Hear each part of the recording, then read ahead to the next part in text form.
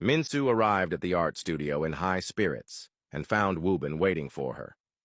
As soon as she stepped in, Wubin informed her that she was 5 minutes late. Surprised by his remark, Minsu asked if he was okay. Wubin had never scolded her before, and this time, he seemed unusually serious and professional. Without hesitation, he told her that she was falling behind on some legal documents he had previously asked her to submit. He added that he needed them before the end of the workday and walked away without further explanation. Minsu watched him go, wondering if something was wrong, as he didn't seem like himself at all. That night, Sunjin went to visit his father, who had recently been released from the hospital. Sitting next to him, he handed him a bowl of soup the maid had prepared and urged him to eat more to regain his strength. His father, still upset, refused to look at him. Wanting to avoid adding to his stress, Sunjin reassured him that he would work harder to pull their company out of its current crisis. He insisted that a business marriage was not the answer if they could find another way to resolve their problems. His father remained silent, unwilling to engage in the conversation.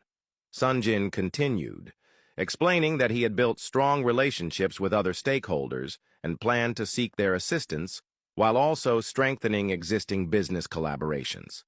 Finally, his father responded, questioning what made Sunjin believe he could succeed where others had failed. Determined, Sunjin assured him that he was willing to work day and night and refused to take no for an answer.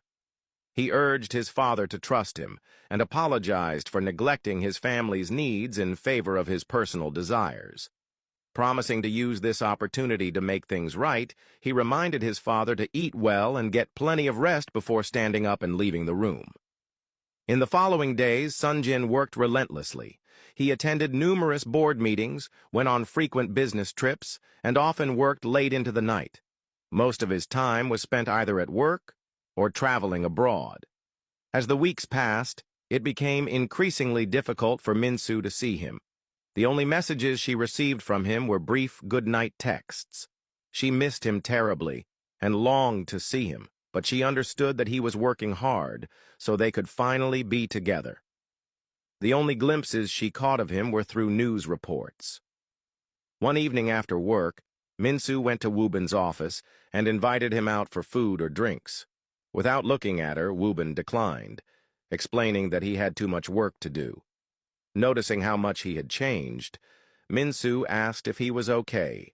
Still avoiding eye contact, Wubin simply reiterated that he had a lot to do and suggested they maintain a strictly professional relationship. He explained that he didn't want to lose focus on his work. Disappointed but understanding, Minsu agreed and left his office.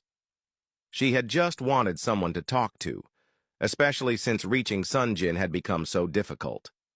Deciding to go out alone, she headed to a restaurant and ordered food and drinks. She kept glancing at her phone, hoping for a call or a message from Sunjin.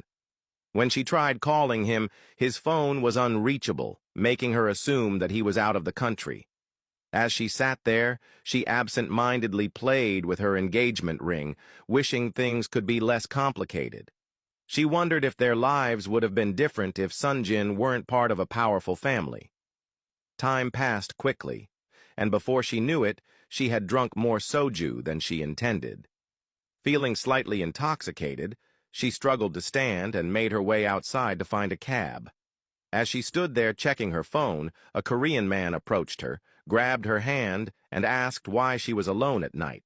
Startled, she told him that she was waiting for a cab and asked him to let go. The man laughed and insisted that he could take her home. When she declined, he attempted to pull her toward his car. Before she could react, Wubin appeared and firmly grabbed the man's wrist, ordering him to let go. Frightened, the man immediately ran away. Wubin turned to Minsu, noticing her drunken state, and asked why she was out drinking alone. She replied that he had refused to join her, so she had no choice but to go alone. Without another word, he opened his car door and told her to get in, saying he would take her back to school.